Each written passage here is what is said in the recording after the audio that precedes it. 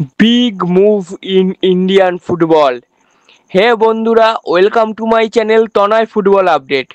বন্ধুরা, Ryan Williams কিন্তু এখন ভারতীয় প্লেয়ার। হ্যাঁ বন্ধুরা, তোমরা অলরেডি জেনে গেছো যে রায়ান উইলিয়ামস কিন্তু ভারতীয় পাসপোর্ট পেয়ে গেছেন এবং বাংলাদেশের বিরুদ্ধে যে এশিয়ান কাপে কোয়ালিফায়ার ম্যাচ খেলতে যাবে ভারত, সেই প্রভাবেল 23 জনের স্কোয়াডেও কিন্তু ডাক পেয়েছেন তিনি। তবে বন্ধুরা, শুধুমাত্র রায়ান উইলিয়ামস নয়, এর সাথে কিন্তু রয়েছে আরও একজনের চমক। তিনি হলেন অভিনীত ভারতী। বর্তমানে তিনি নেপালের পাসপোর্ট ছেড়ে ইন্ডিয়ান পাসপোর্ট গ্রহণ করেছেন এবং বর্তমানে তিনি খেলছেন বলিভিয়ার ফার্স্ট ডিভিশন লিগে। তিনিও কিন্তু এই স্কোয়াডে ডাক পেয়েছেন। এই দুটি প্লেয়ার আশায় ধরা হচ্ছে আগামী দিনে পিআইও প্লেয়াররা অনায়াসেই ভারতীয় টিমের হয়ে খেলার ইচ্ছা প্রকাশ করবে।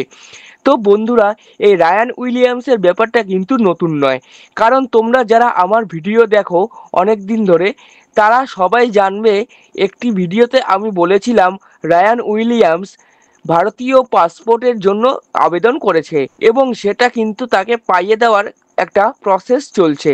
তো বন্ধুরা, সেটাই কিন্তু সত্যি হলো। রায়ান উইলিয়ামস ভবিষ্যতে ইন্ডিয়ান জার্সি গায়ে খেলার জন্য প্রস্তুত হলো।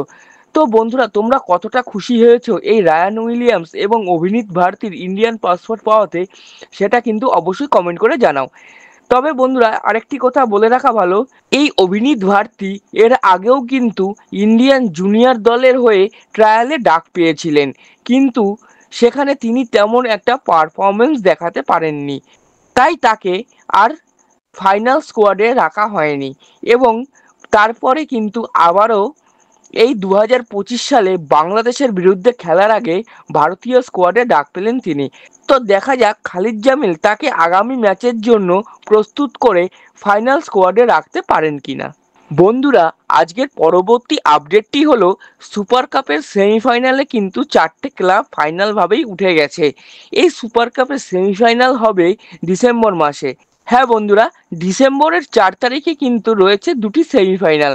প্রথম সেমিফাইনালে নামবে ইস্টবেঙ্গল বনাম পাঞ্জাব এফসি বিকেল 4:30 এবং দ্বিতীয় সেমিফাইনালে নামবে এফসি গোয়া বনাম মুম্বাই সিটি এফসি সন্ধে 7:30।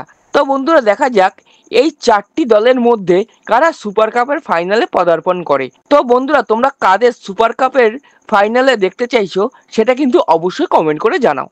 তো বন্ধুরা, এই ছিল আজকের আপডেট।